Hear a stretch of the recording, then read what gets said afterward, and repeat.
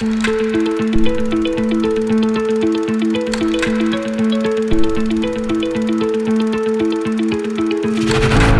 orígenes de Elkar Taldea se remontan a finales de la década de los 70, con el fin de canalizar y dar salida a la producción de la cultura vasca, con un modelo que permite trabajar en una cadena de valor completa, desde la creación hasta el vendedor final.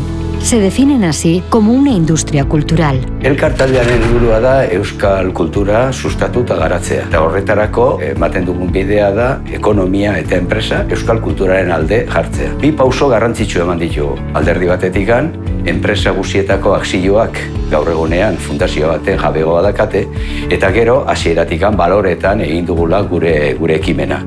Con la transformación de los hábitos de consumo de la sociedad, ya son 20 años desde que el grupo apostó fuertemente por la distribución a nivel estatal, con un objetivo claro: difundir la cultura vasca y trabajar en pro del euskera, aunando economía y empresa.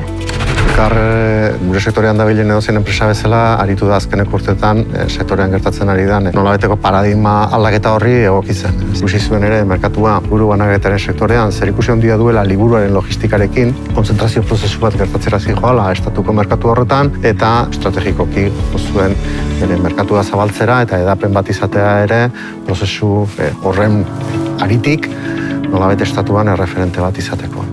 Atomizazio argazki batetik konzentrazio argazki batera. Eta badira 5-6 urte, urratsak eman genituela nolabait, teknikoki ere gure gaitasun logistikoak hornitzen. Su estrategia de adaptación ha permitido a Elkar Taldea experimentar un crecimiento exponencial en su facturación. Entre 2014 y 2018 contaron con un incremento de un 40%, que se vio reflejado en la plantilla de los trabajadores.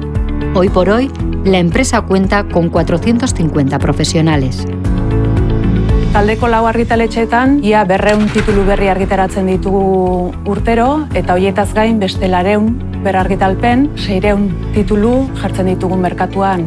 Testuinguru aldakor eta globalizatu hontan, sorkuntzatik hartzailearenganako zubilana egiten dugunok, 2 erronka nagusi ditugu etorkizunari begira, eta gainera 2 erronka horiek elkar elikatzen dute neurri handi batean. Batetik, kultur balioetan oinarri hartuko duen gizarte bat sustatzea, gizarte bat eraikitzea, eta era berean gizarte horri berari gure mundu ikuskera bilduko duen kultura eskura jartzea, momentuak eskatuko dituen formatu eta bitartekoak erabiliz.